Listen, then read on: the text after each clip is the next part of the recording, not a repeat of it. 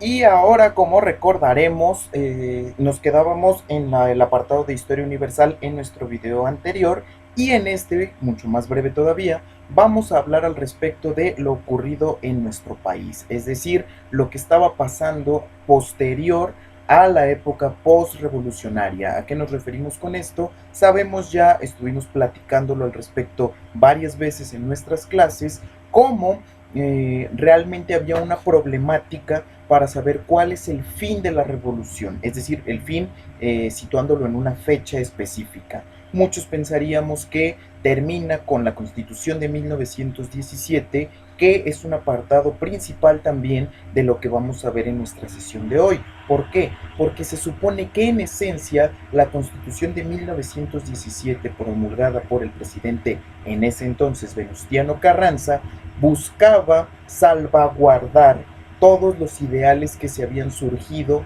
a raíz de la revolución, es decir, una equidad en los trabajos, el reparto equitativo de tierras, que realmente se respetaran los derechos hacia cualquier persona, la libertad de cultos, etcétera, ¿no? Todos estos ideales que se buscaban con la Revolución Mexicana se pensaban salvaguardar en la Carta Magna, en la Constitución Mexicana, para que no hubiera ningún organismo que estuviera por encima de ella.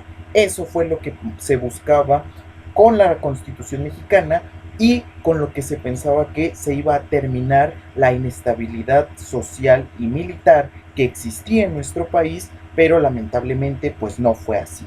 Las cosas siguieron estando color de hormiga, siguieron habiendo enfrentamientos a lo largo y ancho de todo el país y realmente no podíamos hablar como del fin de la Revolución Mexicana porque todavía existían en muchos sectores focalizados del país diferentes enfrentamientos, diferentes problemáticas, seguían teniendo muchos conflictos de intereses divididos, entonces no podíamos hablar de realmente una estabilidad en el país o de una finalización a la Revolución Mexicana. Después de la promulgación de la Constitución va a venir un periodo bastante problemático, como lo han sido la mayoría de los que hemos visto nosotros, pero después de eso va a llegar la época de el maximato.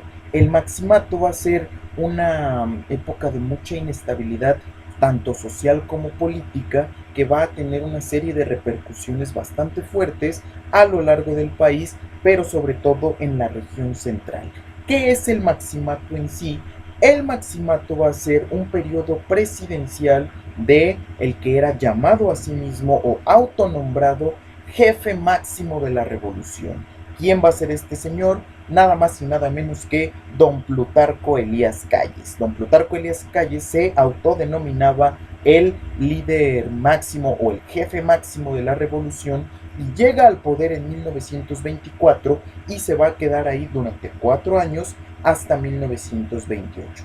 Pero la cosa no acaba ahí. ¿Por qué? Porque en lo posterior, desde 1924, va a seguir gobernando detrás de la silla presidencial. ¿Por qué? Porque en lo posterior, como los ideales de Madero eran la no reelección de los presidentes, pues él dice, ok, pues yo no me voy a reelegir, pero va a empezar a darse lo que nosotros conoceríamos ya durante bien entrado el siglo XX como el famoso dedazo.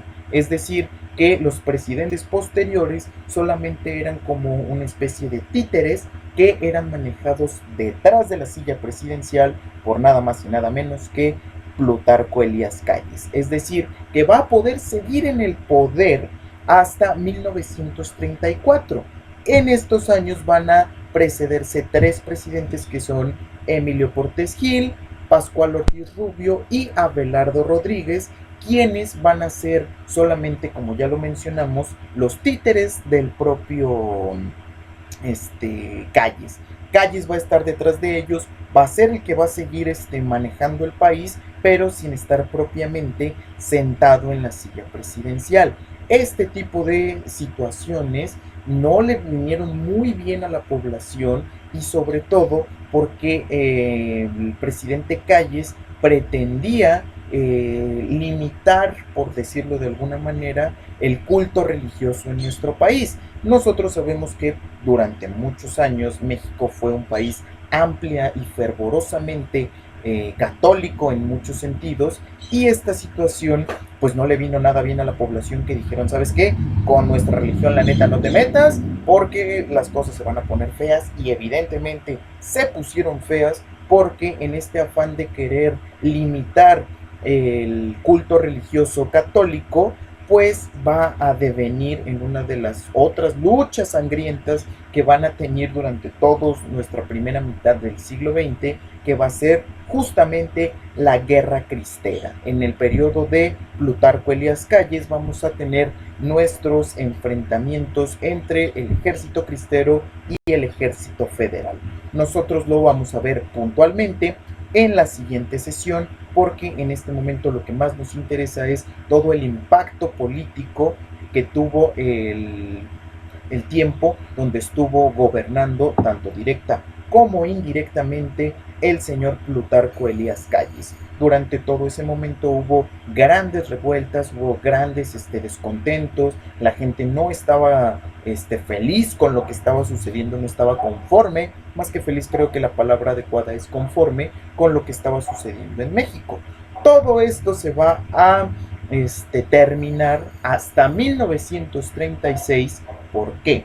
Porque en 1934 ahí sí se termina totalmente el poder que estaba ejerciendo Cárdenas en ese momento, por la entrada a la presidencia de un señor que va a venir a revolucionar totalmente la política mexicana.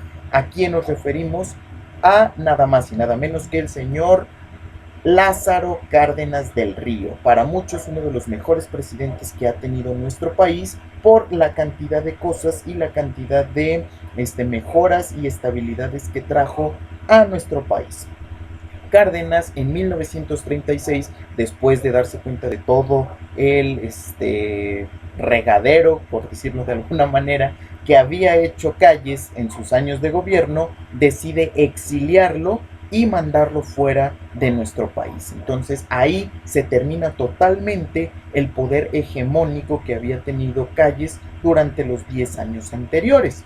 En lo posterior, Cárdenas va a ser visto como esta figura que va a reavivar los ánimos revolucionarios, que puede traer de nuevo ese ideal por el que se luchó desde 1910 y que se seguían en los enfrentamientos posteriores. En ese sentido y bajo ese entramado, pues la gente empezó a ver a Cárdenas como la salvación de nuestro país, como aquella figura que iba a retomar los ideales políticos por los que se había peleado tanto tiempo.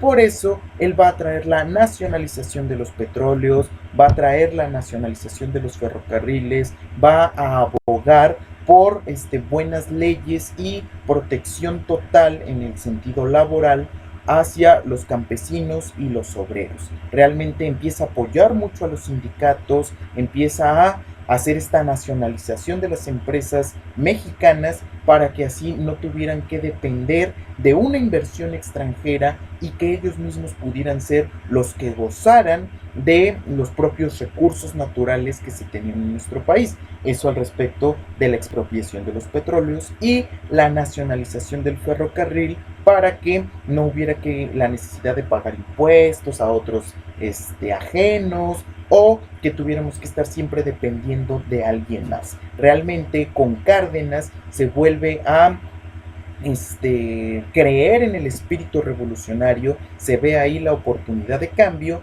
y esto va a reavivar el hecho de los ideales revolucionarios. Como nosotros vemos, hay veces que se van quitando, otras personas los traen otra vez a colación y los magnifican, pero esto lamentablemente no va a seguir tanto en lo posterior con los regímenes que vayan a venir posteriores a Lázaro Cárdenas. ¿Por qué? Porque muchas de las políticas y muchas de las reformas que él había hecho durante su mandato van a empezar a venirse abajo, van a empezar a modificarse conforme van entrando otros personajes a la silla presidencial.